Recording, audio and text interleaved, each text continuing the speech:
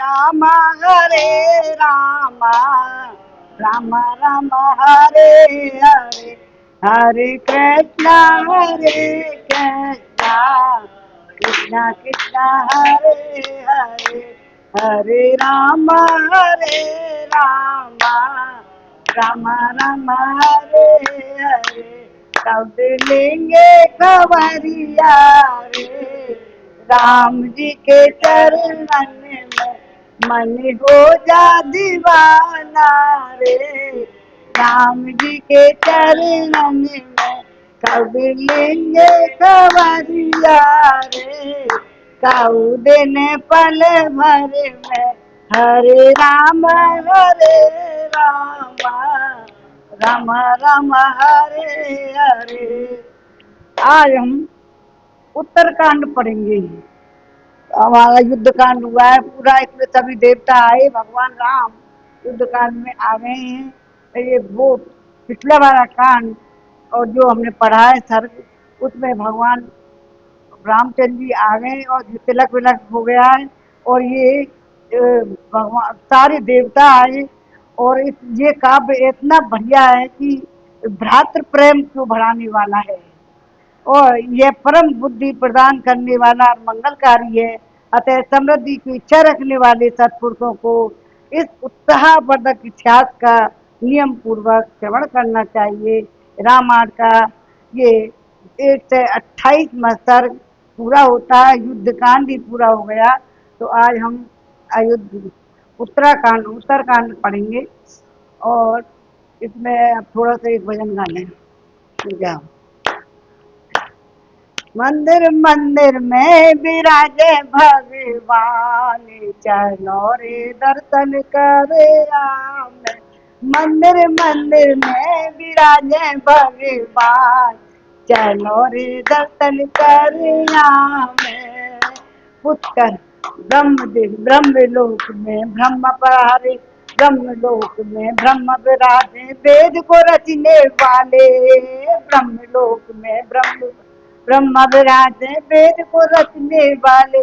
चलो पुष्कर में करेंगे स्नान, चलो रे दर्शन करिया। चलो पुष्कर में करेंगे स्नान, चलो रे दर्शन करिया। मंदिर मंदिर में विराजे भगवान, चलो रे दर्शन करिया। विष्णु लोक में विष्णु विराजे सबके पालनहार, विष्णु लोक में विष्णु विराजे सबके पालनहार। गंगा सागर में करेंगे स्नान, चलो रे दर्शन करिया। गंगा सागर में करेंगे स्नान, चलो रे दर्शन करिया। मंदिर मंदिर में विराजे भगवान, चलो दर्शन करिया। कैलाश पर्वत भोले विराजे, कैलाश पर्वत भोले विराजे, सुख संपत के दाता। कैलाश पर्वत भोले विराजे, सुख संपत के दाता। माने सरोवर में करेंगे स्नान, चलो रे दर्शन करिया। माने सरोवर में करेंगे स्नान, चलो रे दर्शन करिया। अवधपुरी में राम विराजे, भक्ति मुक्ति के दाता। अवधपुरी में राम विराजे, भक्ति मुक्ति के दाता। चलो रे सरयू में करेंगे स्नान, चलो दर्शन करिया। सरयू मैया में करेंगे स्नान, चलो दर्शन करिया। मंदिर मंदिर में विराजे भगवान, चलो दर्शन करिया। मथुरा नगरी में श्याम विराजे, मथुरा नगरी में श्याम विराजे, प्रेम भक्ति के दाता, प्रेम भक्ति के दाता। यमुना मैया में करेंगे स्नान, चलो दर्शन करिया। यमुना मैया में करेंगे स्नान, चलो रे दर्शन करिया। मंदिर मंदिर में विराजे भगवान, चलो रे दर्शन करी। हरिद्वार में मनसा देवी मनसा पूरी करती है, हरिद्वार में मनसा देवी मनसा पूरी करती है। हर की पौड़ी में करेंगे स्नान, चलो रे दर्शन करिया में।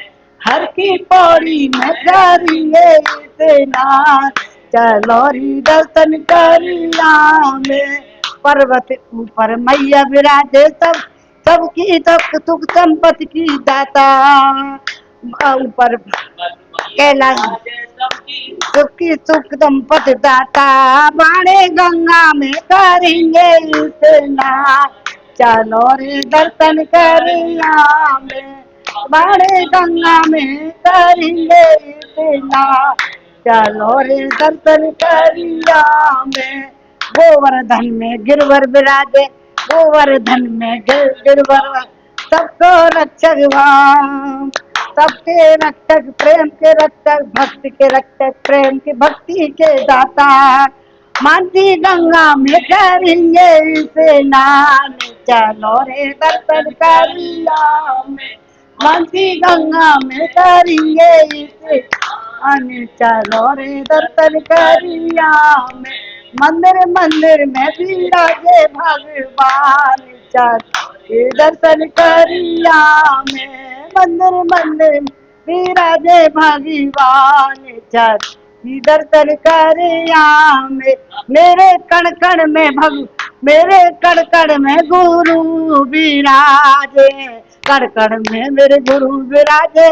ज्ञान गंगा में करेंगे स्नान, चलो दर्शन करिया। मेरे कण कण में भी गुरु विराजे, ज्ञान ज्ञान भक्ति के दाता।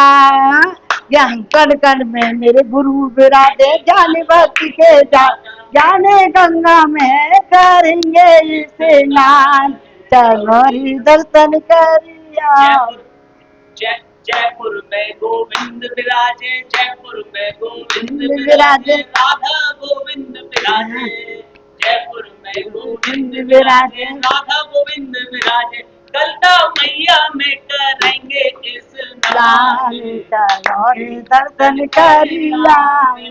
कलता मैया करेंगे स्नान, चलो दर्शन करिया में। भरतपुर में बिहारी विराजे, भरतपुर में बिहारी विराजे, भरतपुर में बिहारी। कौन सी गंगा है? सुजान गंगा में करेंगे स्नान, चलो रे दर्शन करिया में। चलो रे दर्शन करिया। गामा में कौन से विराजे, कौन से वाली? विमल कुंड में गामा में मदन मोहन जी, गामा में मदन मोहन जी विराजे। मन के दाता है, मन के दाता है भगवान, चौरी दर्शन करिया में। विमल कुंड में करेंगे स्नान, चलो दर्शन करिया में। मंदिर मंदिर में विराजे भगवान, चलो दर्शन करिया में। चलो दर्शन करिया। बहुत बढ़िया। और अब वर्षा शुरू हो गई है, और आप हाँ तो राधा रानी देखिए बरसात शुरू हो गई है। अब ब्रज में बरसात शुरू हो गई है, इस पूरे नॉर्थ इंडिया में शुरू हो गई है बरसातें अब। और आप जानते हैं हमारे जो नटखट कृष्ण गोपाल है वो मानते नहीं है, वो तो घर में तो टिकते ही नहीं है, कहाँ चले जाते हैं, कभी इस राक्षस को मारने, कभी पर्वत उठाने। अब बारिश आ रही है, बिजली चमक रही है, तो गोपियां राधा जी से कह रही हैं, क्या कह रही हैं? सुनिए, इसको हम सूल ताल में इस ध्रुपद को सुनाए, उससे पहले राग मेघ है, ये राग मेघ का हम आलाप कर लेते हैं। आवाज फिर ठीक से नहीं आती है, इसका आलाप पे थोड़ी स्वर होंगे। ये ध्रुपद, ये हमारी सामवेदीय परंपरा है, वेदों की परंपरा है गायन की, भगवान के गायन के लिए की जाती है। ध्रुपद सबसे प्राचीन भारतीय गायन शैली है, उसमें ये निबद्ध है। उससे पहले हम राग में के थोड़े से आलाप ले लेते हैं। थोड़ा सा आलाप ले लेते हैं, थोड़ा सा।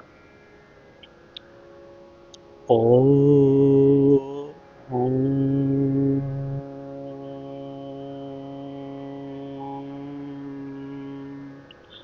ओ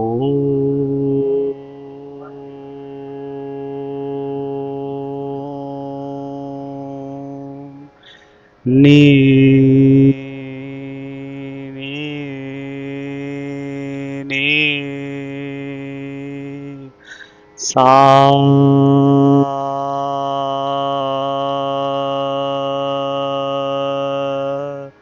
नी नी पा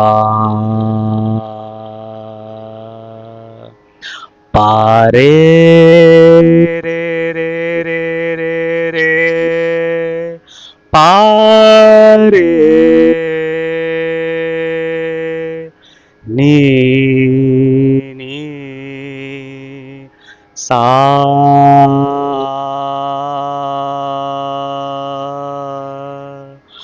मा पा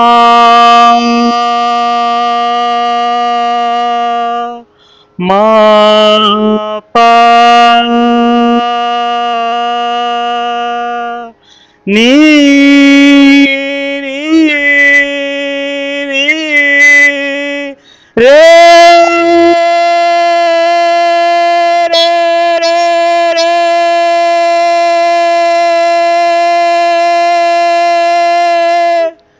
सा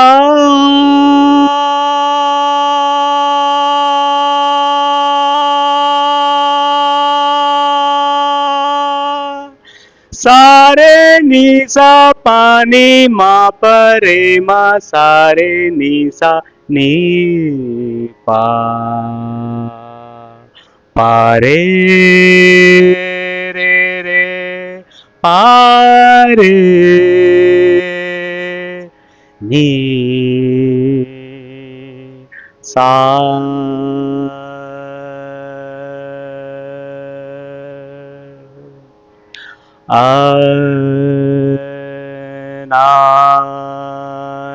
अनंत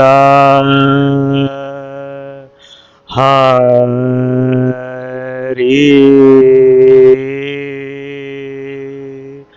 ओ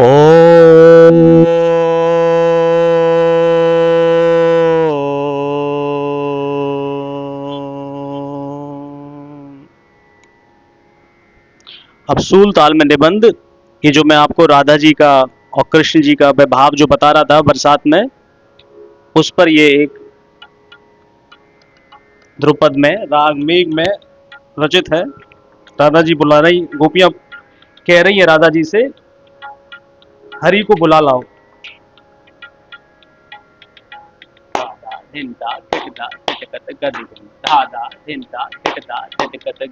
राधे आए मेघा राधे आए मेघा राधे आए मेघ राधे आए मेघ राधे आए मेघ हरि को घर ले आओ हरि को घर ले आओ हरि को घर ले आओ हरि को घर ले आओ। घटा भई घन घोर घटा भई घन घोर घटा भई घन घोर घटा भई घन घोर बरसात अरर अरर बरसात अरर अरर बरसात अरर अरर बरसात अरर अरर राधे आए मेघ राधे आए मेघ राधे आए मेघ चूजे पवन भुवन चूजे पवन भुवन चूजे पवन भुवन चूजे पवन भुवन दूर रयो गमन दूर रयो गमन तैसी चपलाई चमकत थरर थरर चमकत थरर थरर चमकत थरर थरर राधे आए मेघ राधे आए मेघ राधे आए मेघ राधे आए मेघ राधे, आए मेघ राधे, आए मेघ राधे, आए मेघ राधे, आए मेघ राधे, आए मेघ राधे, आए मेघ राधे, आए मेघ राधे, आए मेघ राधे, आई मेघ राधे, आई मेघ राधे, आई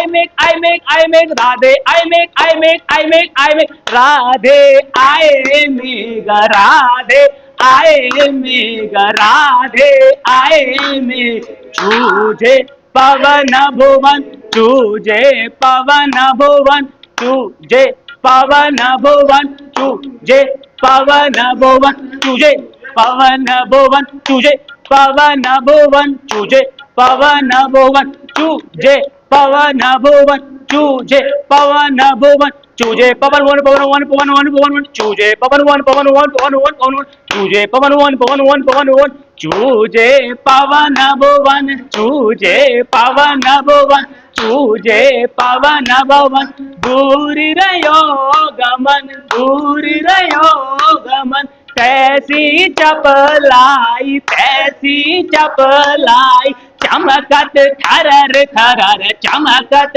थरर थरर, चमकत थरर थरर, राधे आए मेघ राधे, आए मेघ राधे, आए मेघ राधे, आए मेघ, आए मेघ, आए मेघ। आज के आनंद की जय। अब एक तो अब गुरुजी, अब गुरुजी प्रारंभ करेंगे रामायण का उत्तरकांड। उत्तरकांड रामायण का वो भाग है जो मेरा सर्वप्रिय कांड है, क्योंकि ये से कह सकते हैं कि रामायण की भगवत गीता उत्तरकांड है।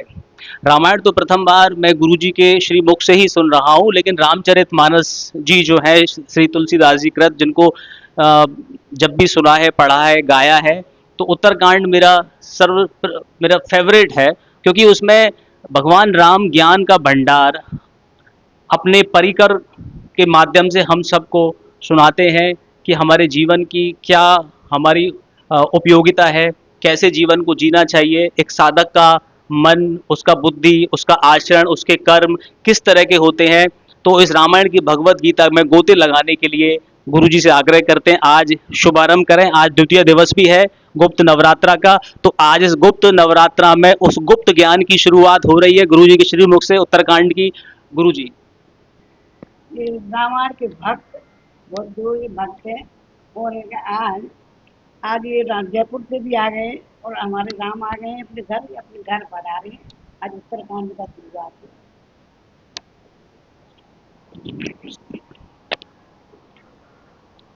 श्रीमद् रामायण उत्तरकांड प्रथम सर्ग। राम जी के दरबार में महर्षियों का आगमन आना जाना लगा रहेगा, और उनके साथ उनकी बातचीत और श्री राम के प्रश्न उनसे करेंगे, बातचीत करेंगे। ऋषि मुनि आएंगे, देवता आ गए, सब भगवान के पास आ चुके पिछले कांड में। प्राप्त राजस्य राम से राज, राक्षसा नाम बदे कृते, आज मुर्मु ने सर्वे राघवम प्रतिनिंदित नंदितम। राक्षसों का संहार करने के पश्चात, करने के अनंतर जब भगवान श्री राम ने अपना राज्य प्राप्त किया है, कर लिया, तब संपूर्ण ऋषि महर्षि श्री रघुनाथ जी का अभिनंदन करने के लिए अयोध्यापुरी में पधारे आए, और जो मुख्यतः पूर्व दिशा में निवास करते हैं वे कौशिक और यवक्रीव, गालव और मेधातिथि के पुत्र कंड भी वहां पधारे हैं।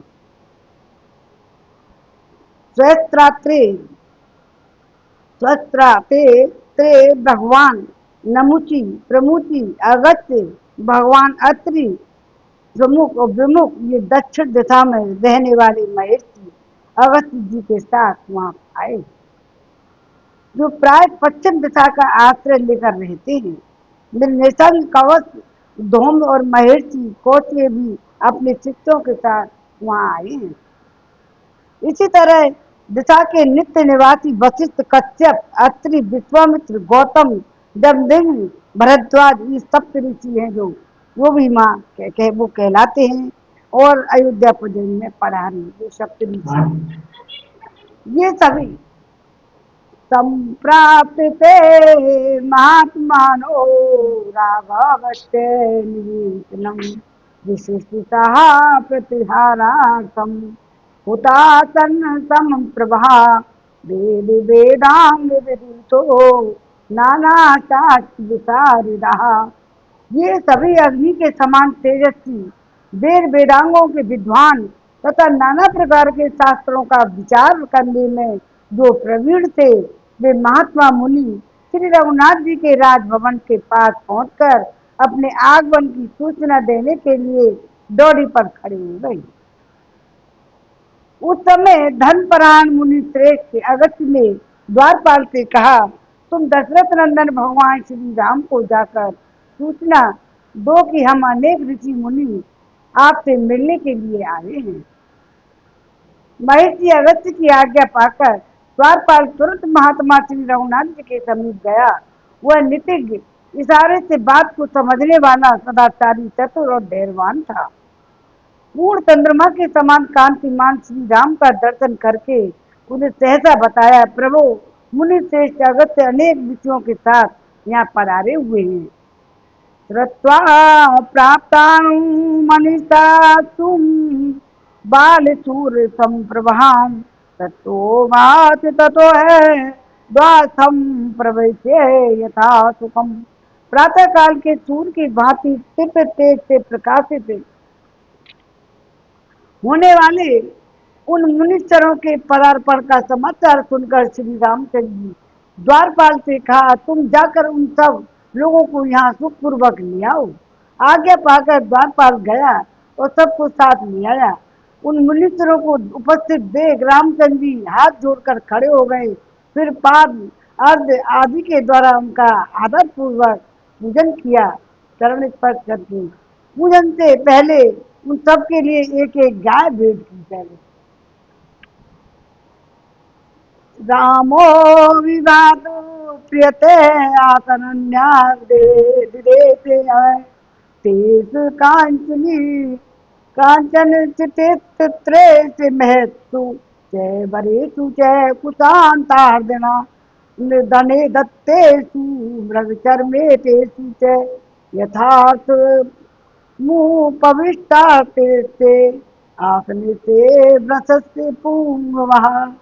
श्री राम ने शुद्ध भाव से उन सबको प्रणाम करके उन्हें बैठने के लिए आसन दिए और वे आसन सोने के बने हुए और विचित्र आकार प्रकार वाले थे। सुंदर होने के साथ ही वे विशाल और विस्तृत भी थे। बड़े बड़े आसन थे, उन पर खुद के आसन रखकर ऊपर से मृग चर्म बिछाए गए थे। उन आसनों पर वे श्रेष्ठ मुनि यथा युग बैठ गए। तब श्री राम ने शिष्यों और गुरुजनों सहित उन सब का कुशल समाचार पूछा। उनके पूछने पर वे वेद वेदता महर्षि इस प्रकार बोले, महाबाहु रघुनंदन, हमारे लिए तो सर्वत्र कुशल ही कुशल है। सौभाग्य की बात है कि हम आपको सकुशल देख रहे हैं।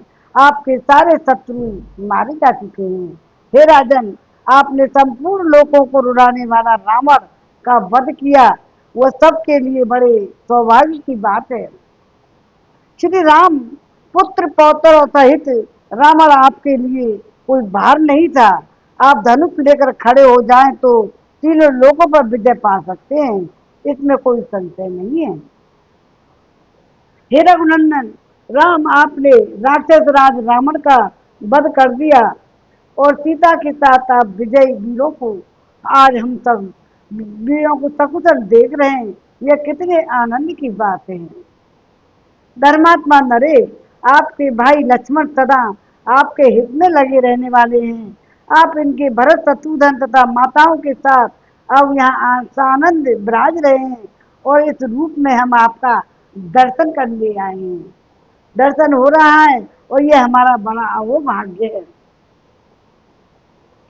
प्रहस्त विकट विरूपाक्ष महोदय तथा दुदुष्ट अकंपन जैसे निशाचर आप लोगों के हाथ से मारे, बहुत परेशान किया इन लोगों ने, आपके हाथों से मारे गए, ये बड़े आनंद की बात है। श्री राम, शरीर की ऊंचाई और स्थूलता में जिससे बढ़कर दूसरा कोई है ही नहीं, इस कुंभकर्ण को भी आपने सम्रांगण में मार गिराया। पूरा दिन जगता तो कितना खाता, एक रात एक दिन में कर देते कबाड़ा, मार गिराया, ये हमारे लिए परम सौभाग्य की बात है। श्री राम, त्रिसरा अधिका देवांतक तथा नरांतक, ये लड़ाई में सुने ना तुमने पहले वाले का, नरांतक वगैरह कितने भयंकर युद्ध किए थे इन्होंने। महापराक्रमी निशाचर भी हमारे सौभाग्य से ही आपके हाथों में मारे गए। रघुवीर, जो देखने में तो बड़े भयंकर थे, वे कुंभकर्ण के दोनों पुत्र कुंभ और नुकुंभ नामक राक्षस भी भागवत युद्ध में ही मारे गए। प्रलय काल के संहारकारी यमराज की भांति भयानक युद्धोन्मत्त और मत ही काल के काल में चले गए। बलवान यज्ञ कोप और धूम्राक्ष नामक राक्षस भी यमलोक के अतिथि हो गए। ये समस्त निशाचर अस्त्र शस्त्रों में पारंगत विद्वान विद्वान थे, इन्होंने जगत में भयंकर संहार मचा रखा था, परंतु आपने अंत कतुल्य बाणों द्वारा इन सबको मौत के घाट उतार दिया। ये कितने हर्ष की बात है। राक्षस राज रावण देवताओं के लिए ही अवैध था, और उसके साथ आप द्वंद्व युद्ध में उतर उतर आए और विजय भी आपको ही मिली, ये बड़े सौभाग्य की बात है। युद्ध में आपके द्वारा जो रावण का पराभव संहार हुआ, वो कोई बड़ी बात नहीं है, परंतु द्वंद्व युद्ध में लक्ष्मण के द्वारा जो रावण पुत्र इंद्रजित का वध हुआ है, वह सबसे बढ़कर आश्चर्य की बात है, और कोई नहीं मार सकता था सिवाय लक्ष्मण के। सन्यासी जो जो सन्यासी में तो रहा था 14 साल से, और सोया भी नहीं था, बहुत बड़ी बात है ये। उसको वरदान था, कोई मार नहीं सकता था, ये बड़े आश्चर्य की बात है। महाबाहु वीर, काल के समान आक्रमण करने वाले देवद्रोही राक्षसों के नागपाक से मुक्त होकर आपने विजय प्राप्त की, ये महान सौभाग्य की बात है। इंद्रजित के वध का समाचार सुनकर हम सब लोग बहुत ही प्रसन्न हुए, और इसके लिए आपका अभिनंदन करते हैं। वह महामायावी राक्षस युद्ध में सभी प्राणियों के लिए अवैध था, वो इंद्रजित भी मारा गया, यह सुनकर हमें अधिक आश्चर्य हुआ है। रघुकुल की वृद्धि करने वाले हे श्री राम, ये तथा और ये बहुत से इच्छानुसार रूप धारण करने वाले वीर राक्षस आपके द्वारा मारे गए, ये बड़े आनंद की बात है। वीर ककुत्सत भूषण शत्रुघ्न, श्री राम, आप संसार को यह परम पुण्य में सौम्य अभयदान देकर अपनी विजय के कारण बधाई के पात्र हो गए हैं, निरंतर बढ़ रहे हैं, ये कितने हर्ष की बात है। सप्तऋषि भी थे, और तो और ऋषि बहुत आए साथ में। उन पवित्र आत्मा मुनियों की यह बात सुनकर श्री रामचंद्र जी को बड़ा आश्चर्य हुआ। वे हाथ जोड़कर पूछने लगे, पूज्यवाद महिषियों, निशाचर रावण तथा कुंभकर्ण दोनों ही महान और बल पराक्रम में संपन्न थे, उन दोनों को लांघकर आप रावण पुत्र इंद्रजित की ही प्रशंसा क्यों करते हैं? सुनो, महोदय प्रहस्त विरूपाक्ष मत उन्मत्त तथा दुधर्ष वीर देवांतक नरांतक, इन महान वीरों का उल्लंघन करके आप लोग रावण कुमार इंद्रजित की ही प्रशंसा क्यों कर रहे हैं?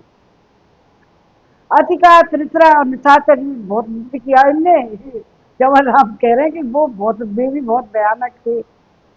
अतिका त्रिसरा तथा निशाचर धूम्राक्ष, इन महापराक्रमी वीरों का अतिक्रमण करके आप रावण पुत्र इंद्रजित की ही प्रशंसा क्यों करते हैं? उसका प्रभाव कैसा था?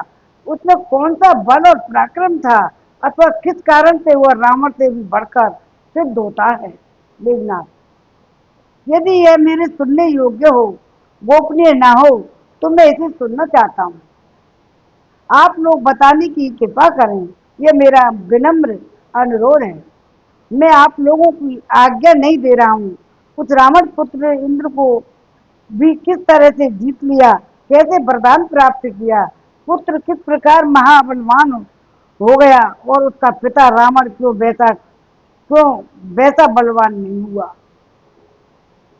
अब सुनो, बहुत अच्छी बात है, इंटरेस्टिंग है कथा।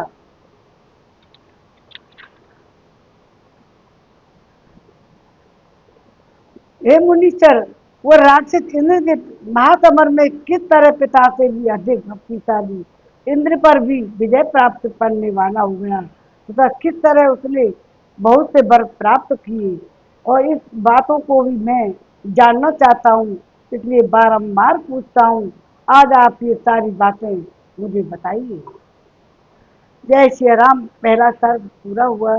श्रीमन रामा नारायण नारायण नारायण, भजमन नारायण नारायण नारायण, गोविंद मेरो है गोपाल मेरो है, श्री बाके बिहारी नंदलाल मेरो है, बाके बिहारी जय हो तुम्हारी, जय हो तुम्हारी लाला जय हो तुम्हारी, हरे रामा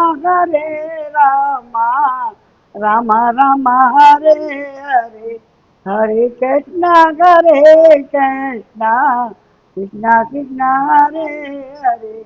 अब द्वितीय सर्ग दूसरा सर्ग, महर्षि अगस्त्य के द्वारा पुलस्त्य के गुण और तपस्या का वर्णन तथा उस विश्रुता मुनि की उत्पत्ति का कथन।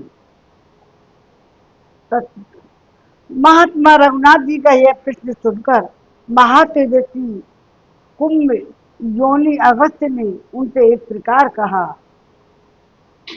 रेणुराम तथा व्रतम तस् तेजवनम है, जगान शत्रुन ये नाको न च बद्ध से शत्रु। श्री राम इंद्रजित के महान बल और तेज के उद्देश्य से जो वृत्तांत घटित हुआ है उसे बताता हूँ। सुनो, जिस बल के कारण वह तो शत्रुओं को मार गिराता था, परंतु स्वयं किसी शत्रु के हाथ से मारा नहीं जाता था, उसका परिचय दे रहा हूँ। हे रघुनंदन, इस प्रस्तुत विषय का वर्णन करने के लिए मैं पहले आपकी को रावण के कुल जन्म और वरदान प्राप्ति आदि का प्रसंग सुनाता हूँ। श्री राम प्राचीन काल सतयुग की बात है। प्रजापति ब्रह्मा जी के एक प्रभावशाली पुत्र हुए ब्रह्म ऋषि, जो ब्रह्म ऋषि पुलस्त्य के नाम से प्रसिद्ध है। वे साक्षात ब्रह्मा जी के समान तेजस्वी हुए। हाँ हाँ, पुलस्त्य के नाम से प्रसिद्ध हुए, महेशी पुलस्त्य के नाम से, और वे साक्षात ब्रह्मा जी के समान ही थे, तेजस्वी। उनके गुण धर्म और शील का पूरा पूरा वर्णन नहीं किया जा सकता। उनका इतना ही परिचय देना पर्याप्त होगा कि वे प्रजापति के पुत्र हैं। प्रजापति ब्रह्मा के पुत्र होने के कारण ही देवता लोग उनसे बहुत प्रेम करते हैं। वे बड़े बुद्धिमान हैं और अपने उज्जवल गुणों के कारण वे सब लोगों के प्रिय हैं। एक बार मुनिवर पुलस्त्य धर्माचरण के प्रसंग से महागिरि मेरु के निकटवर्ती राज ऋषि तृणबिंदु के आश्रम में गए और वहीं रहने लगे। किसके? तृणबिंदु के आश्रम में। तो उनका मन सदा धर्म में ही लगा रहता था। पुलस्त्य ऋषि को तो वे इंद्रियों को संयम में रखते हुए प्रतिदिन वेदों का स्वाध्याय किया करते थे और तपस्या में लगे रहते थे, परंतु कुछ कन्याएं उनके आश्रम में जाकर उनकी तपस्या में विघ्न डालने लगी। ऋषियों, नागों तथा राज ऋषियों की कन्याएं जो अप्सरा हैं, वे भी प्राय क्रीड़ा करती हुई उनके आश्रम की ओर आ जाती थी। वहाँ का वन सभी ऋतुओं में उपभोग में लाने के योग्य और रमणीय था, इसलिए वे कन्याएं प्रतिदिन उस प्रदेश में जाकर भांति भांति की क्रियाएं किया करती थी।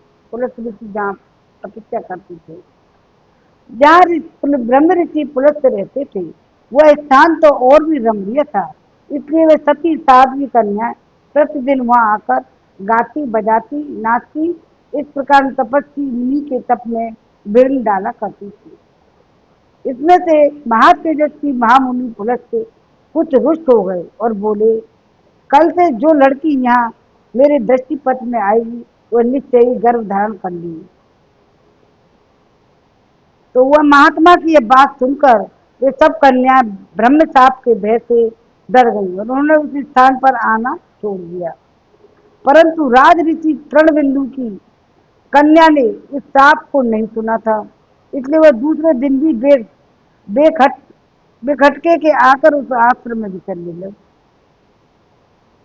तृणबिंदु की कन्या जहाँ आश्रम में वो रहने लगी कर वहां उसने अपनी किसी सखी को आई हुई नहीं देखा।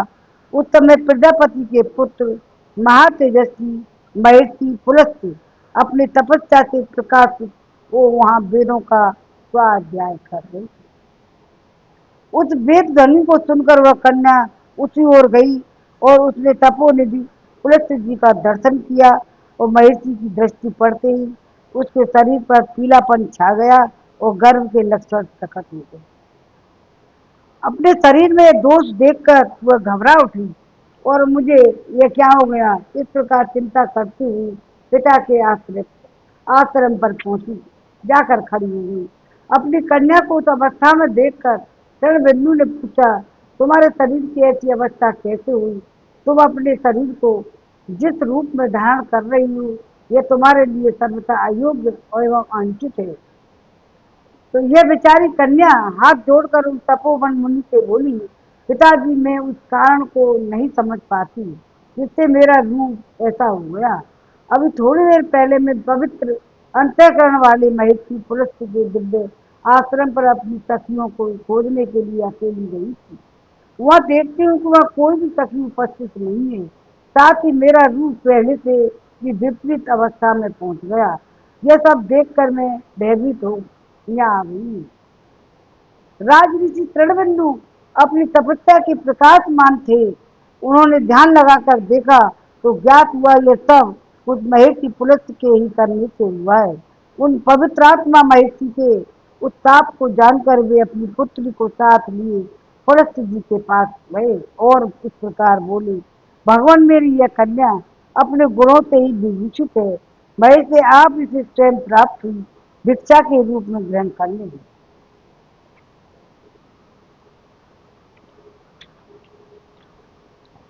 आप तपस्या में लगे रहने के कारण थक जाते होंगे, अतः सदा साथ रहकर आपकी सेवा शुश्रूषा किया करेंगी, इसमें संशय नहीं है। ऐसी बात कहते हुए धर्मात्मा राजऋषि को देखकर उनकी कन्या को ग्रहण करने की इच्छा से उन ब्रह्म ऋषि ने कहा, बहुत अच्छा। तब उन महर्षि को अपनी कन्या देकर राजऋषि तृणबिंदु अपने आश्रम पर लौट आई और वह कन्या अपने गुणों से पति को संतुष्ट करती हुई वहीं रहने लगी। उसके शील और सदाचार से महातेजस्वी मुनिवर पुलस्त बहुत संतुष्ट हुए और प्रसन्नता पूर्वक यो बोले, सुंदरी में तुम्हारे गुणों से वैभव और अत्यंत प्रसन्न हूँ। देवी इसलिए आज मैं तुम्हें अपने समान पुत्र प्रदान करता हूँ जो माता और पिता दोनों की कुल की प्रतिष्ठा बढ़ाएगा और पौलित्र नामक विख्यात होगा। देवी मैं यहाँ वेद का किताब दई न मेरे का जुबा में है।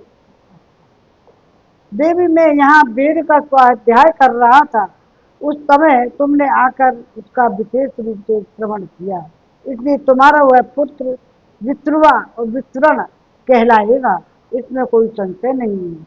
पति के प्रसन्नचित होकर ऐसी बात कहने पर वह देवी बड़े हर्ष के साथ थोड़े ही समय में विश्रुवा नामक पुत्र को जन्म दिया। वह यश और धन से संपन्न होकर तीनों लोकों में वो विख्यात हुआ। विश्रुवा मुनि वेद के विद्वान समदर्शी व्रत और आचार का पालन करने वाले तथा पिता के समान ही तपस्वी और दूसरा सर्ग पूरा हुआ। मंगल भवन मंगल हारी उमा सहित जय जपत पुरारी, दीन दयाल व्रत संभारी, हरनाथ मम संकट मारी। और तीसरा तीसरा स्तर, विश्रवा विश्रमण, कुबेर की उत्पत्ति, उनकी तपस्या और वर प्राप्ति और लंका में निवास। पुलस्त्य से पुत्र मुनिवर विश्रवा थोड़े ही समय में पिता की भांति तपस्या में संलग्न हुए। वे सत्यवादी, शीलमान, जितेंद्रिय, स्वाध्याय परायण, बाहर भीतर से पवित्र, संपूर्ण भोगों में अनासक्त तथा सदा ही धर्म में निरंतर रहने वाले थे। विश्रवा के इस उत्तम आचरण के जानकर महामुनि भरद्वाज ने अपनी कन्या का, जो देवांगना के समान सुंदर थी, उनके साथ विवाह कर दिया। मतलब अगस्त्य भारद्वाज ने अपनी कन्या का, ये विश्रवा जो देवांगना की समान सुंदर बाई के साथ, विश्रवा पुलस्त्य का पुत्र था ना, उसके साथ। ये कथा ये कथा भगवान राम से बात हुई होगी तो वनवास में थे। तो सुन रहे हैं ना वे अपनी कथा, उनके पहले ये वो कहा सतयुग की बात है, अब त्रेता चल रहा है उनमें। तो विश्रवा के इस उत्तम आचरण को जानकर महामुनि भारद्वाज ने अपनी कन्या का, जो देवांगना की समान सुंदर थी, उनके साथ विवाह कर दिया। पुरुष के पुत्र की बहू बन गई। धर्म के ज्ञाता मुनिवर विश्रवा ने बड़ी प्रसन्नता के साथ धर्मानुसार भरद्वाज की कन्या का पारण ग्रहण किया और प्रजा का हित चिंतन करने वाली बुद्धि के द्वारा लोक कल्याण का विचार करते हुए उन्होंने उसके गर्भ से अद्भुत और पराक्रमी पुत्र उत्पन्न किया। उसमें सभी ब्राह्मणोचित विद्यमान गुण विद्यमान थे।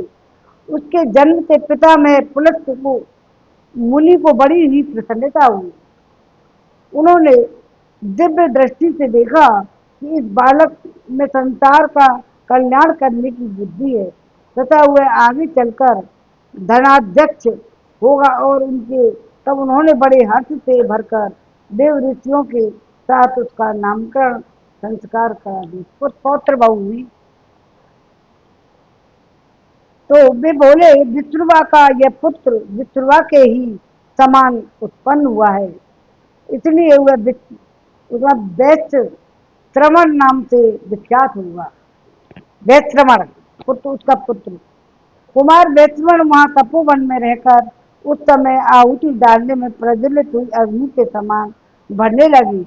महान तेज से वे संपन्न हो गई। देखो उनको कुंभकर्ण लोग आगे आश्रम में रहने के कारण उन महात्मा वैश्रवण के मन में यह भी विचार उत्पन्न हुआ कि मैं उत्तम धर्म का आचरण करूं, क्योंकि धर्म ही परम गति है। यह सोचकर उन्होंने तपस्या का निश्चय करने के पश्चात महान वन के भीतर सहस्त्रों वर्षों तक कठोर खूब रहे, सहस्त्रों वर्षों तक कठोर नियमों से बनकर बड़ी भारी तपस्या की उनके पुत्र पौत्र ने। वे एक एक सहस्त्र वर्ष पूर्ण होने पर तपस्या की नई नई विधि ग्रहण करते, हर साल नई तरह की। पहले तो उन्होंने केवल जल का आहार किया, तत्पश्चात वे हवा पीकर रहने लगे। आगे चलकर उन्होंने उसका भी त्याग कर दिया, वे एकदम निराहार रहने लगे। इस तरह उन्होंने कई सहस्त्र वर्षों के इस वर्ष के एक वर्ष के समान बिता दिया। तब उनकी तपस्या से प्रसन्न होकर महातेजस्वी ब्रह्मा जी, इंद्र और देवताओं के साथ उनके आश्रम पर पधारे और इस प्रकार बोले, उत्तम व्रत का पालन करने वाले वत्स, मैं तुम्हारे इस कर्म से तपस्या बहुत संतुष्ट हूँ। महामते, तुम्हारा भला हो, तुम कोई वर मांगो, क्योंकि वर पाने के योग्य हो। उनके सिंहासन हिलने लग जाते हैं। वर देने तो जबरदस्ती आनी पड़ता है भगवान को। ब्रह्मा जी, विष्णु, शिव जी के ज्यादातर शिव जी उनकी पर करते हैं। विष्णु तो उनके सब अवतार लेते नहीं, उनके साथ करना पड़ता है, उनको तो अवतार लेना पड़ता है विष्णु को। यह सुनकर श्रवण ने अपनी निकट खड़े हुए पितामह से कहा, भगवान, मेरा विचार लोक की रक्षा करने का है। अतः मैं लोकपाल होना चाहता हूँ। वैश्रवण की इस बात से ब्रह्मा जी के चित्त को और भी संतोष हुआ। उन्होंने संपूर्ण देवताओं के साथ प्रसन्नता पूर्वक कहा, बहुत अच्छा। इसके बाद भी फिर बोले, बेटा मैं चौथे लोकपाल की सृष्टि करने के लिए उद्यत था। यम, इंद्र और वरुण को भी जो पद प्राप्त है, वैसा ही लोकपाल पद भी तुम्हें भी प्राप्त होगा, जो तुमको अभिष्ट है। धर्म की तुम प्रसन्नता पूर्वक उस पद को ग्रहण करो, अक्षय निधियों के स्वामी बनो। इंद्र, वरुण और यम के साथ तुम चौथे लोकपाल कहलाओगे। यम, इंद्र, वरुण और यम के साथ चौथे। यह सूर्य तुल्य तेजस की पुष्पक विमान है।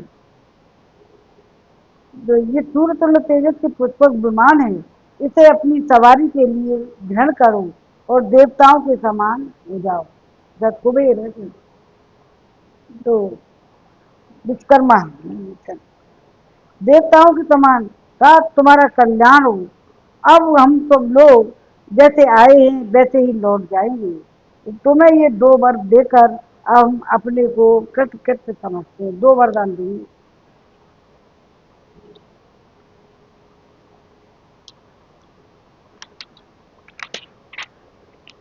ऐसा कहकर ब्रह्मा जी देवताओं के साथ अपने स्थान को चले गए।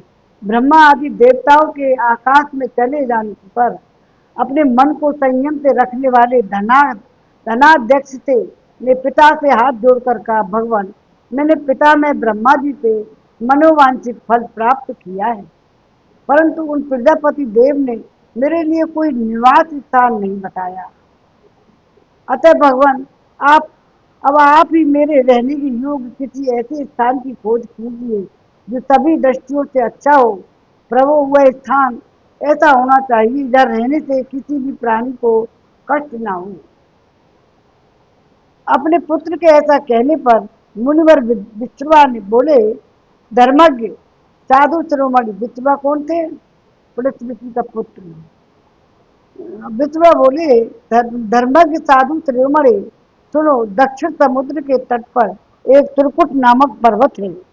उसके शिखर पर विशाल पुरी है, जो देवराज इंद्र की अमरावती पुरी के समान शोभा पाती है। उसका नाम लंका है। इंद्र की अमरावती के समान उस रमणीय पुरी का निर्माण विश्वकर्मा ने राक्षसों के रहने के लिए किया है। बेटा तुम्हारा कल्याण हो। तुम निसंदेह उस लंकापुरी में ही जाकर रहो। उसकी 4 दीवारी सोने की बनी हुई है। उसके चारों ओर चौड़ी खाइयां खुदी हुई हैं। वह अनेक यंत्रों और शस्त्रों से सुरक्षित है। वह पुरी बड़ी ही रमणीय है।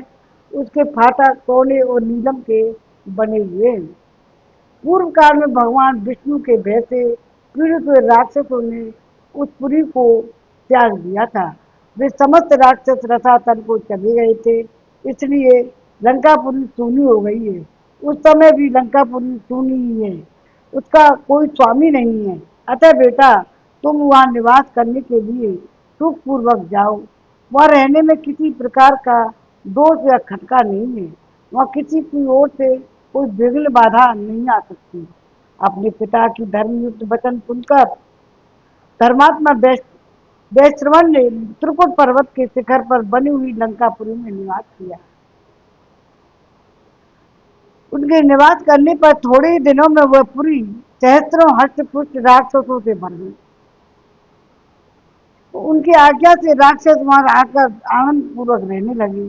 समुद्र जिसके लिए खाई का काम कर देता था, उस लंका नगरी में विश्रवा के धर्मापुत्र वैश्रवण राक्षसों के राजा हो बड़ी प्रसन्नता पूर्वक वह निवास करते। राक्षसों के राजा बन गए। धर्मात्मा धनेश्वर समय समय पर पुष्पक विमान के द्वारा आकर अपने पिता माता से मिल जाया करते थे। उनका हृदय बड़ा ही विनीत था। देवता और गंधर्व उनकी स्तुति करते थे।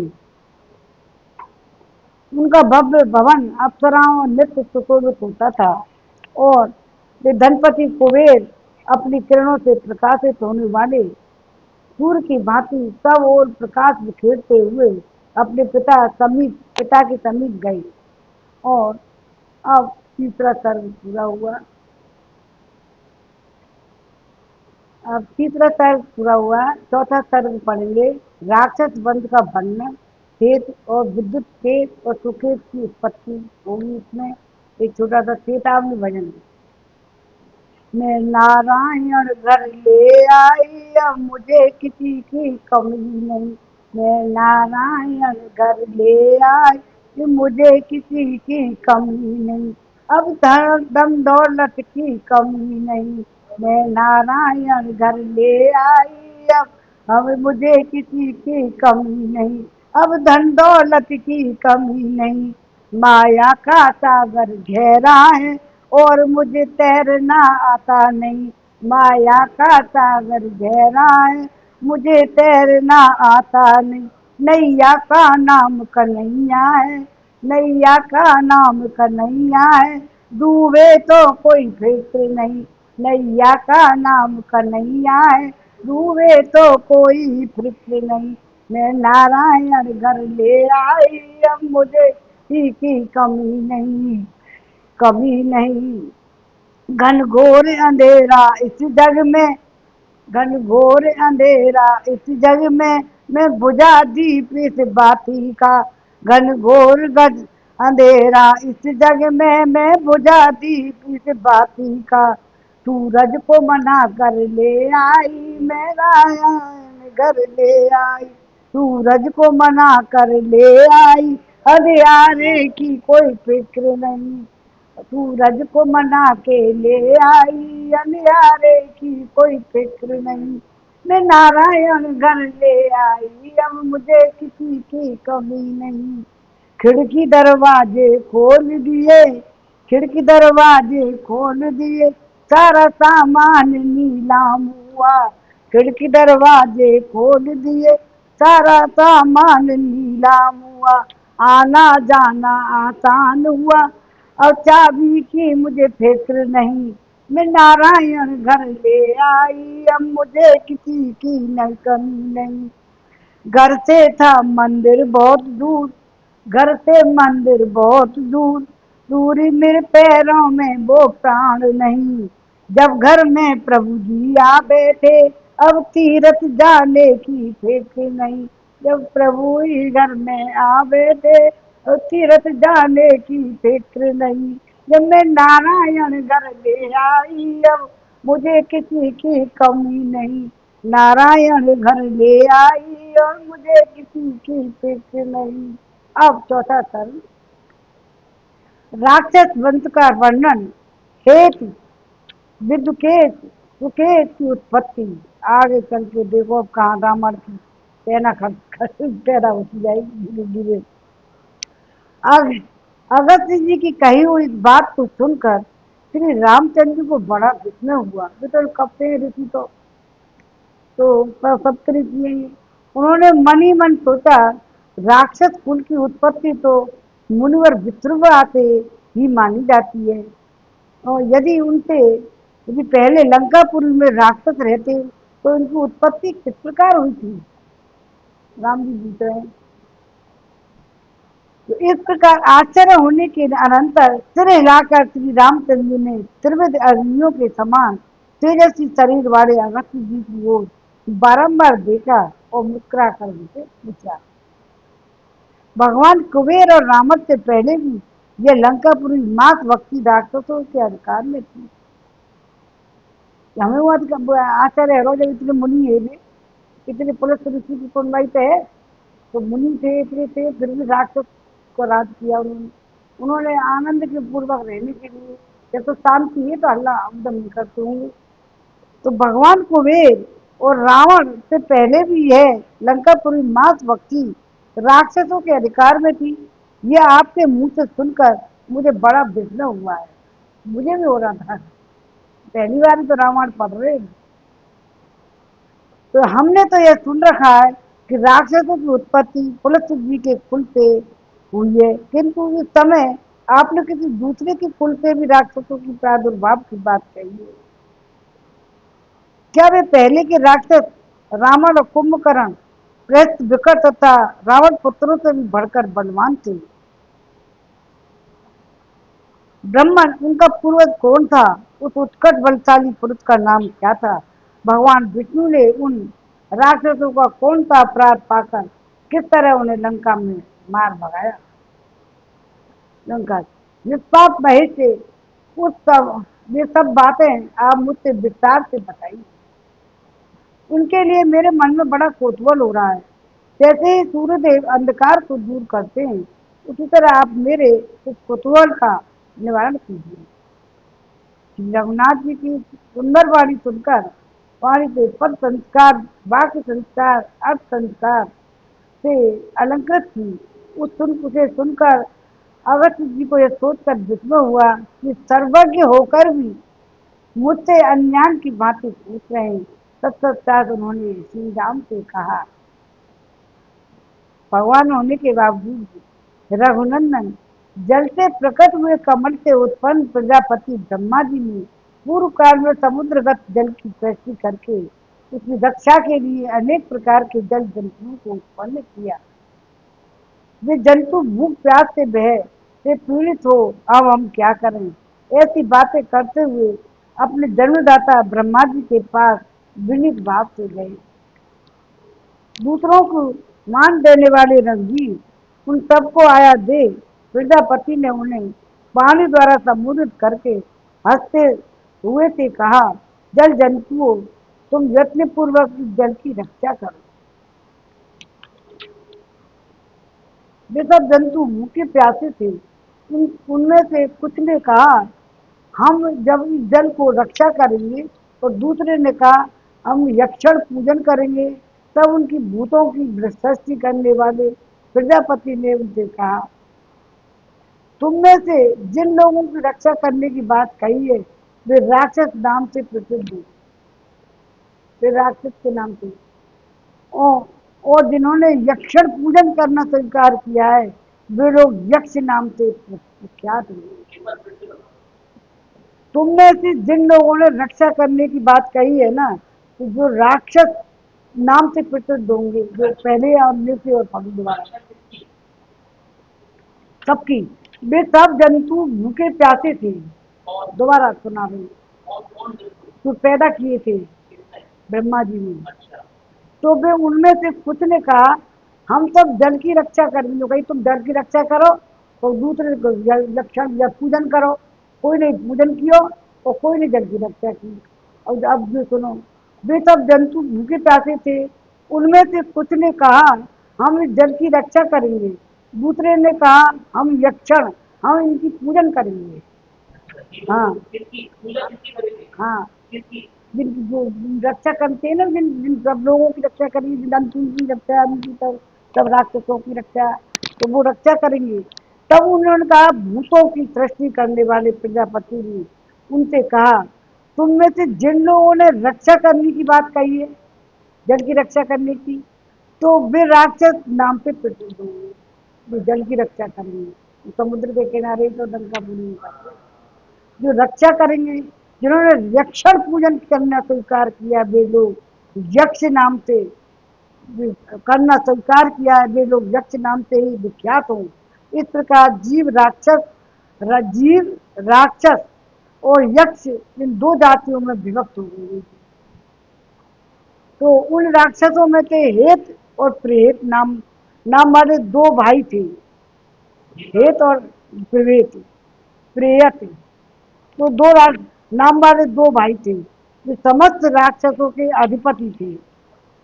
तो शत्रुओं का दमन करने में वे समर्थ थे। वे दोनों वीर मधु और कैटव के नाम से, मधु कैटव जो राक्षस और देवी ने मारा ना मधु कैटव, तो शत्रुओं को दमन करने में सर्व थे। वे दोनों वीर मधु और कैटव के समान शक्तिशाली थे। वे वीर, हाँ। तब उन प्रेत धर्मात्मा था, प्रेत धर्मात्मा था, वो तत्काल तपोवन में जाकर वो तो तपस्या करने लग गया। और दूसरा हेतु, वो विवाह के लिए बड़ा प्रश्न किया, वन प्रसाद वन कुंडा फैला हुआ। तो वह अमे आत्मबल से संपन्न और बड़ा बुद्धिमान था। उसने स्वयं याचना करके काल की कुमारी भगनी माया के साथ विवाह किया। कौन? भगनी माया के साथ, माया भया बड़ी भयानक थी। राक्षसी हुई। राक्षस राज हेत ने ही भया के गर्भ से एक पुत्र को उत्पन्न किया। हेत ने दो भैया, दो ही जने ना वे, हेत और ये तो तपस्या करने चला गया और एक हेत हो। हेत ने भया के गर्भ से एक पुत्र को उत्पन्न किया। बुद्ध विद्युत केस के नाम से जो प्रसिद्ध था, नाम आता है विद्युत केस। तो उसे जन्म देकर हेत पुत्रवानों में श्रेष्ठ समझा जाने लगा। तो हेत पुत्र विद्युत के दीप्तमान सूर्य के समान प्रकाशित होता था।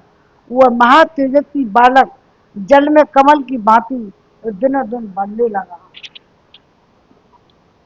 निशाचर विद्युत के जब बढ़कर उत्तम युवावस्था को प्राप्त हुआ, तब उसके पिता राक्षस राज हेत ने अपने पुत्र का विवाह कर देने का निश्चय किया। तो राक्षस राज शिरोमणि हेत ने अपने पुत्र को ब्याहने के लिए संध्या की पुत्री का जो प्रभाव में अपनी माता संध्या के समान सी वर्ण किया। रघुनंदन संध्या ने सोचा, कन्या का किसी दूसरे के साथ ब्याह तो अवश्य ही करना पड़ेगा, अतः इसी के साथ क्यों न कर दूं। वह विचार कर उसने अपनी पुत्री का विवाह विद्युत केस को ब्याह दी। बात हेत की पुत्र की। संध्या की इस पुत्री को पाकर निशाचर विद्युत केस उसके साथ उस तरह रमण करने लगा जैसे देवराज इंद्र बुलोम पुत्री सची के साथ विहार करते हैं। वो आनंद ले लगा। तो श्री राम संध्या की उस पुत्री का नाम सालकट सालकट सूता था। उस काल के पश्चात उसने विद्युत केस से उसी तरह गर्भ धारण किया जैसे मेघों की पंक्ति समुद्र से जल ग्रहण करती है। मेघों की पंक्ति समुद्र से जल ग्रहण करती है। तो तदंतर उस राक्षसी ने मद्राचल पर जाकर विद्युत के समान कांतिमान बालक को जन्म दिया। मानो गंगा ने अग्नि के छेड़े हुए भगवान शिव के तेज शरीर गर्भ कुमार कार्तिकेय को उत्पन्न किया हो। मतलब कार्तिकेय नहीं, कार्तिकेय के समान तेजस्वी। वह नवजात शिशु को वहां छोड़कर वह विद्युत केस के साथ रति क्रीड़ा के लिए चली गई, उसे छोड़ गई और अपनी काम वासना में चली गई। वहां छोड़ गई बच्चा है। अपने बेटों को बुलाकर सालकट सालकट कूटा पति के साथ रमण करने लगी। उधर उसका छोड़ा हुआ बच्चा, वो नवजात बच्चे मेघ के समान गंभीर गर्जना के समान शब्द करने लगा। उनके शरीर की कांति शरत काल के सूर्य की भांति उद्भासित होती थी। माता का छोड़ा हुआ शिशु स्वयं अपनी मुट्ठी में मुंह में डालकर धीरे धीरे वो रोने लगा। तो उस समय भगवान शंकर पार्वती के साथ बैल पर चढ़कर वायुमान आकाश से जा रहे थे। उन्होंने उस बालक को रोने की आवाज सुनी। भगवान शिव शंकर ने पार्वती, उनको सुनकर के पार्वती सहित शिव ने उसे रोते हुए राक्षस कुमार की ओर देखा। उसकी दयनीय अवस्था पर दृष्टिपात करके माता पार्वती ने के हृदय में करुणा का स्रोत उमड़ उठा और उन्होंने प्रेरणा से त्रिपुर सुदन भगवान शिव ने उस राक्षस बालक को उसकी माता की अवस्था में समानी नौजवान बन गया। इतना ही नहीं, पार्वती जी का प्रिय बनने की इच्छा से अविनाशी निर्विकार भगवान महादेव ने उस बालक को अमर बनाकर उसके रहने के लिए आकाशचारी नगराकार विमान दे दिया। नगराकार विमान दे दिया। तो राजकुमार तत्पश्चात पार्वती जी ने यह वरदान दिया, आज से राक्षसियां जल्दी ही गर्भ धारण करेंगी, फिर शीघ्र ही उसका प्रसव करेंगी। उनका पैदा किया हुआ बालक तत्काल बढ़कर माता के समान अवस्था में हो जाएगा। विद्युत केस का पुत्र सुकेश के नाम से प्रसिद्ध हुआ। वह बड़ा विद्वान था। भगवान शंकर का वरदान पाने से उसे बड़ा गर्व हुआ और उनके परमेश्वर के पास से अद्भुत संपत्ति और आकाशचारी विमान पाकर देवराज इंद्र की भांति सर्वत्र अबाध गति से वो विचरने लगा। चौथा सर्ग पूरा हुआ। मंगल भवन अमंगल नलिहारी, उमा सहित जय जपत पुरारी, दीन दयाल व्रज संभारी, हरनाथ मम संकट भारी। अब चौथा सर्ग पूरा हुआ, अब पांचवा सर्ग है, तो दिन की कहानी बहुत लंबी चढ़ेगी। हरे राम राम राम हरे हरे, हरे कृष्णा कृष्णा कृष्णा हरे हरे, सब लिंगे खबरिया रे, राम जी के चरणन में मन हो जा दुकाना रे, राम जी के चरणन में मन हो जा दीवाना रे, राम जी के चरणन में कौदिलिंगे खबरिया रे, कौदिल पल भर में। हमारी भी लेंगे कब खबरिया भगवान। सुकेश के पुत्र माल्यवान, सुमाली, माली की संतानों का वर्णन। माल्यवान जो पुत्र आज रावण को बनता जा रहे हैं। अगस्त्य जी कहते हैं, रघुनंदन तदंतर एक दिन विश्वास वसु के समान तेजस्वी ग्रामणी नामक गंधर्व ने राक्षस सुकेश की धन को धर्मात्मा वर प्राप्त वैभव से संपन्न देख अपनी देववती नामक कन्या का उसके साथ विवाह कर दिया। उस कन्या दूसरी लक्ष्मी के समान दिव्य रूप और यौवन से सुशोभित इन तीनों लोकों में विख्यात थी। धर्मात्मा ग्रामीणी ने राक्षसों को मूर्तमती राजलक्ष्मी के समान देववती का साथ सुकेश के हाथ में दे दिया। वरदान में मिले हुए ऐश्वर्य से संपन्न प्रियतम पति को पाकर देववती बहुत संतुष्ट हुई। यह कहानी अलग कई जगह आ गई। देववती मानो किसी निर्धन को धन की राशि मिल गई। जैसे ही अंजन नामक दिग्गज से उत्पन्न कोई महान गज किसी हथनी के साथ शोभा पा रहा हो, उसी तरह वह राक्षस कन्या गंधर्व कन्या देववती के साथ रहकर अधिक शोभा पाने लगा। देववती को तो श्राप लगे हुए लगता रावण को। रघुनंदन तदंतर समय आने पर सुकेश ने देववती के घर से 3 पुत्र उत्पन्न किए, जो 3 अग्नियों के समान तेजस्वी थी। उनका नाम था माल्यवान, सुमाली और माली। तो माल्यवान, सुमाली और माली, माली बलवान में श्रेष्ठ था। वे तीनों त्रिनेत्रधारी महादेव जी के समान शक्तिशाली थे। उन तीनों राक्षस पुत्रों को देखकर राक्षस राज सुकेश बड़ा प्रसन्न हुआ। इन तीनों लोकों के समान पूछते 3 अग्नियों के समान तेजस्वी, 3 मंत्रों शक्तियों अथवा वेदों के समान उग्र और 3 रवों के समान अत्यंत भयंकर थे।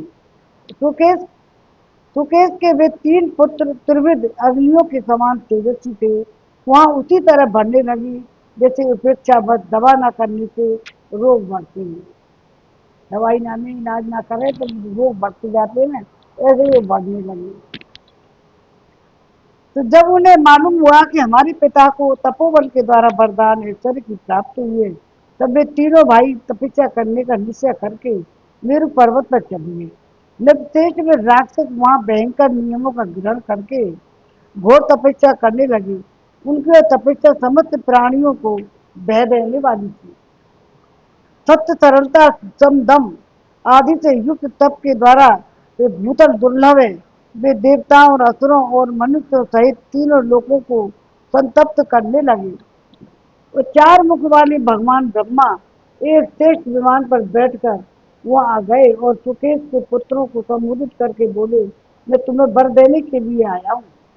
इंद्र आदि देवताओं से घिरे हुए वरदायक ब्रह्मा जी को वो आया जान वे सब के सब वृक्षों की समान कांपते हुए हाथ जोड़कर बोले, देव यदि आप हमारी तपस्या से आराधित एवं संतुष्ट होकर हमें वर देना चाहते हैं तो ऐसी कृपा कीजिए जिससे हमें कोई परास्त न कर सके, हम शत्रुओं को वध करने में समर्थ और चिरंजीवी प्रभावशाली हों, साथ ही हम लोगों में परस्पर प्रेम बना रहे। उनको ऋषियों को इतनी तक बात मालूम है। यह सुनकर ब्रह्मा जी ने कहा, तुम ऐसे ही हो जाओगी। सुकेश के पुत्रों से ऐसा कहकर ब्राह्मण बस्तर ब्रह्मा जी ब्रह्मलोक को चली गई। श्री राम वर पाकर वे सब निशाचर उस वरदान से अत्यंत निर्भय और देवताओं असुरों असुरों को भी बहुत कष्ट देने लगे। सबको, देवताओं को भी असुरों को भी। उनके द्वारा सताए जाते हुए देवता ऋषि समुदाय चारण नरक में पड़े हुए मनुष्यों के समान किसी को भी अपना रक्षक और सहायक नहीं पाते थे। रघुवंश शिरोमणि एक दिन शिल्प कर्म के ज्ञाताओं में श्रेष्ठ अविनाशी विश्वकर्मा के पास जाकर वे राक्षस हर्ष और उत्साह में भरकर बोले, महामते, जो आज ओज बल और तेज संपन्न होने के कारण महान है, उन देवताओं के लिए आप ही अपनी शक्ति से मनोवांछित भवन का निर्माण करते हैं। अतः हमारे लिए भी आप हिमालय मेरु तथा मद्राचल पर चलकर भगवान शंकर के दिव्य भवन की भांति एक विशाल निवास स्थान निर्माण कीजिए। यह सुनकर महाबाहु विश्वकर्मा ने उन राक्षसों को एक एक निवास स्थान का पता बताया जो इंद्र के अमरावती की भी लज्जित करने वाला था। बोले, राक्षस पतियों, दक्षिण समुद्र के तट पर एक त्रिकुट नामक पर्वत है। वह सुवेल नामक नाम से विख्यात शैल है। उस त्रिकुट पर्वत के नजरे शिखर पर जो हरा भरा होने के कारण मेघ के समान नीला दिखाई देता है तथा चारों ओर आश्रय टाँकों से काट दिए गए हैं, अतः पक्षियों के लिए भी पहुंचना कठिन है। मैंने इंद्र की आज्ञा से लंका नामक नगरी का निर्माण किया है। वो 30 योजन चौड़ी और 100 योजन लंबी है, अतः उसके चारों ओर सोने की चार दीवारी है और सोने के ही फाटक लगे हुए हैं। दुर्धर्ष राक्षस शिरोमणि जैसे इंद्र आदि देवता अमरावती का पुरी का आश्रय लेकर रहते हैं, उसी प्रकार तुम लोग भी उस लंकापुरी में जाकर निवास करो। शत्रुघ्न वीरों, लंका की दुर्ग का आश्रय लेकर बहुत से राक्षसों के साथ तुम निवास करोगे। उस समय शत्रुओं के लिए तुम पर विजय पाना अत्यंत कठिन होगा। विश्वकर्मा की यह बात सुनकर शेष राक्षस सहस्त्रों अनुचरों के साथ उस पुरी में जाकर बस गए। उस खाई और चार दीवारें बड़ी मजबूत बनी। सोने लंका तो बनवाई भगवान ने, शिव जी ने, कहते विश्वकर्मा ने, पार्वती ने अपने कार्य बनवाई। रावण ले जाता है अपने लिए, रावण खुद मांग ले। तो सोने की सैकड़ों महल नगरी शोभा बढ़ा रहे हैं। तो लंकापुर में पहुंचकर वे निशाचर बड़े हर्ष के साथ वहां रहने लगे। रघुकुल नंदन श्री राम इन्हीं दिनों नर्मदा नामक एक गंधर्वी थी। उसके 3 कन्याएं हुई जो ही, श्री और कीर्ति। कौन सी है? जो ही, श्री और कीर्ति के समान संपन्न थी। इनकी माता यद्यपि राक्षसी नहीं थी, तो भी उनके अपनी रुचि के अनुसार सुकेश के उन तीनों राक्षस जातियों पुत्रों के साथ अपनी कन्याओं का ज्येष्ठ और अवस्था के अनुसार विवाह कर दिया। वे कन्याएं बहुत प्रसन्न थी। उनके मुख पूर्ण चंद्रमा के समान मनोहर थे। माता नर्मदा ने उत्तरा फाल्गुनी नक्षत्र में उन तीनों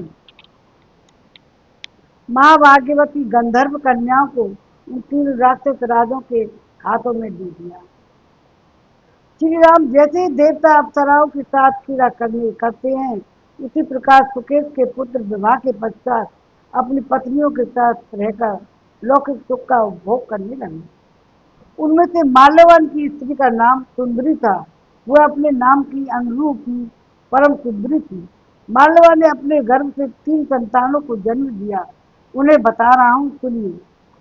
ब्रजमुष्टि, गुरुपाक्ष, राक्षस, दुर्मुख, सप्तधन, यज्ञकोप, मत्त और उन्मत्त थे।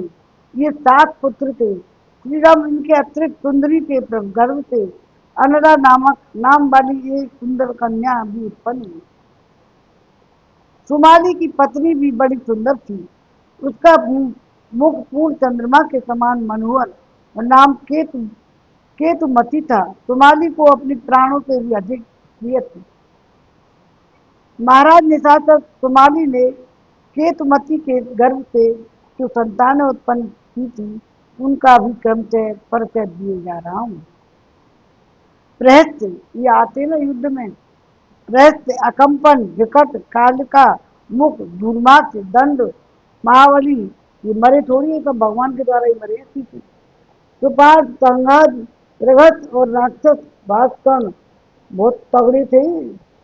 सुमाली के पुत्र थे राका, पुपो, पुष्पोत्कटा, कैकसी और कुम्मी, कुम्मीर की।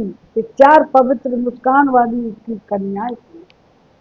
ये सब सुमाली की संतानें बताई गई।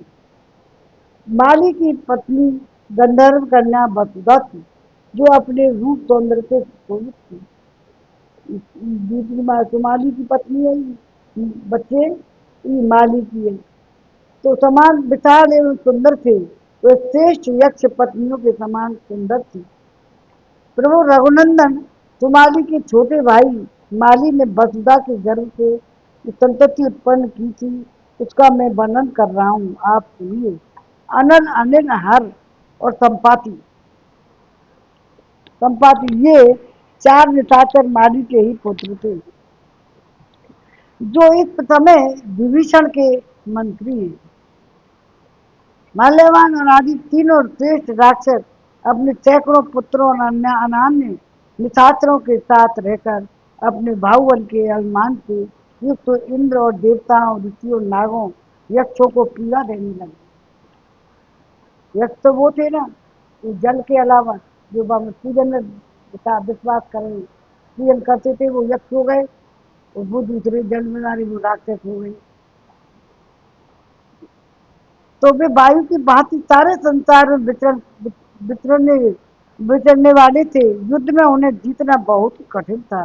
वे मृत्यु के तुल्य तेजस्वी तेजस्वी थे। वरदान मिल जाने से उनका घमंड बहुत बढ़ गया था। अतः वे यज्ञादि क्रियादियों को सदा अत्यंत ही विनाश किया करते थे। अब पांचवा सर्ग पूरा हुआ। मंगल भवन मंगल हारी, उमा सहित जय जपत पुरारी, दीन दयाल व्रज संभारी, अरुणाच मंगल भारी।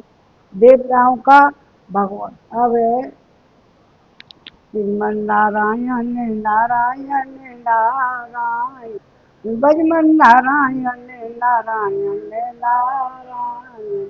गोविंद मेरो है, गोपाल मेरो है, श्री बाके बिहारी नंदलाल मेरो है। बाके बिहारी जय हो तुम्हारी, जय हो तुम्हारी लाला, जय हो तुम्हारी। अब छठा सर्ग पढ़ेंगे। इसमें देवताओं का भगवान शंकर की सलाह से राक्षसों को वध के लिए भगवान विष्णु की शरण में जाना और उनसे आश्वासन पाकर लौटना, राक्षसों का देवताओं पर आत्मा और भगवान विष्णु का उनकी सहायता के लिए आना, यह छठे सर्ग में। अब ने तो हनुमान जी को गाने। राम जी के मंदिर में हनुमान नाचे रे, राम जी। अब तो हनुमान जी नाटक पूरी करेंगे। आ गए। राम जी के मंदिर में हनुमान नाचे रे, मीठी मीठी तालियां भक्तों की बाजे रे, मीठी मीठी तालियां भक्त बजाओ ताली, मीठी मीठी तालियां भक्तों की बाजे रे। हनुमत को देखने ब्रह्मा जी आए, हनुमत को देखने ब्रह्मा जी आए, ब्रह्मा जी आए संगे विष्णु जी को लाए, ब्रह्मा जी आए संग में विष्णु जी को लाए। ब्रह्मा और विष्णु के संग नारद नाचे रे, ब्रह्मा और विष्णु के संग नारद नाचे रे। मीठी मीठी तालियां भक्तों की बाजे रे, मीठी मीठी तालियां भक्तों की बाजे रे। हनुमत को देखने भोले जी आए, भोले जी आए संग गणपत को लाए, भोले और गणपत के संग मूतक नाचे रे। भोले कितना आनंद आ रहा है। हनुमत को देखने भोले जी आए, भोले जी आए संगे गणपत को लाए, भोले और गणपत के संग मूसक नाचे रे। मीठी मीठी तालियां भक्तों की बाजे रे, राम जी के मंदिर में हनुमान नाचे रे, मीठी मीठी तालियां भक्तों की बाजे रे। और हनुमत को देखने रामा भी आए, रामा भी आए, लक्ष्मण भी आए। रामा और लक्ष्मण के संग लंगूर नाचे रे, रामा और लक्ष्मण के बीच लंगूर नाचे रे, लंगूर नाचे रे। मीठी मीठी तालियां भक्तों की बाजे रे, जी के मंदिर में हनुमान नाचे रे, मीठी मीठी दिया भक्तों की बाजे रे। हनुमत को देखने कान्हा जी आए, कान्हा जी आए संग में दाऊ जी को लाए। कान्हा और दाऊ के संग सारे ग्वाले नाचे रे, मीठी मीठी तालियां भक्तों की बाजे रे, मीठी मीठी तालियां भक्तों की बाजे रे। हनुमत को देखने संत जी आए, संत तेरी संग में भक्तों को लाए। कीर्तन में मीठी मीठी तालियों में भक्त नाचे रे, मीठी मीठी तालियां बजाओ रे। राम जी के मंदिर में हनुमान नाचे रे। मतलब बंद कर दे। ना मैं करूँ। आरती श्री रामायण जी की, आरती श्री रामायण जी की। कीरत ललित ललित ललित सियपी की, कीरत कलित ललित सियपी की। आरती श्री रामायण जी की। गावत ब्रह्मादिक मुनि नारद, गावत ब्रह्मा मुनि दिक मुनि नारद। वाल्मीक विज्ञान विशारद, वाल्मीक विज्ञान विशारद। शुक सनकादिक शेष अरुशारद, शुक सनकादिक शेष अरुशारद। बरन पवन सुत की रतनी की, बरन पवन सुत की रतनी की। आरत श्री रामायण जी की। कीरत ललित ललित सियपी की।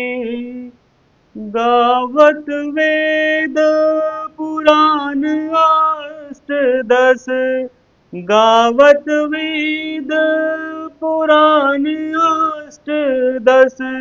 छौ शास्त्र सब ग्रंथन को रस, छौ शास्त्र सब ग्रंथन को रस। मुनि जन धन संतान को सर बस, मुनि जन धन संतान को सर बस। सारे अंत सम्मत सब ही की, सारे अंत सम्मत सब ही की। आरती श्री रामायण जी की, आरती श्री रामायण जी की। कीरत कलित ललित सियपी की। गावत संतत शंभु भवानी, गावत संतत शंभु भवानी। अरुघट संभव मुनि विज्ञानी, अरुघट संभव मुनि विज्ञानी। व्यास आदि कवि बर्ज बखानी, व्यास आदि कवि बज बखानी, काग भुषुंड गरुड़ केहि की, काग भुषुंड गरुड़ केहि की। आरती श्री रामायण जी की, कीरत कलित ललित सियपी की। कलिमल हरनि विषय रस पीकी, कलिमल हरन विषय रस पीकी। सुभग सिंगार मुक्ति जुबती की, सुभग सिंगार मुक्त जुबती की। दलन रोग भव मूर्य अमी की, दलन रोग भव मूर अमी की। तातु मातु विधि सब तुलसी की, तातु मातु सब विधि तुलसी की। आरती श्री रामायण जी की, आरती श्री रामायण जी की। एक मिनट। कलित कीरत कलित ललित सियपी की, आरती श्री रामायण जी की। बोल सियापति रामचंद्र की जय। आज के आनंद की जय। हनुमान जी महाराज की जय। जय देवी मैया की जय।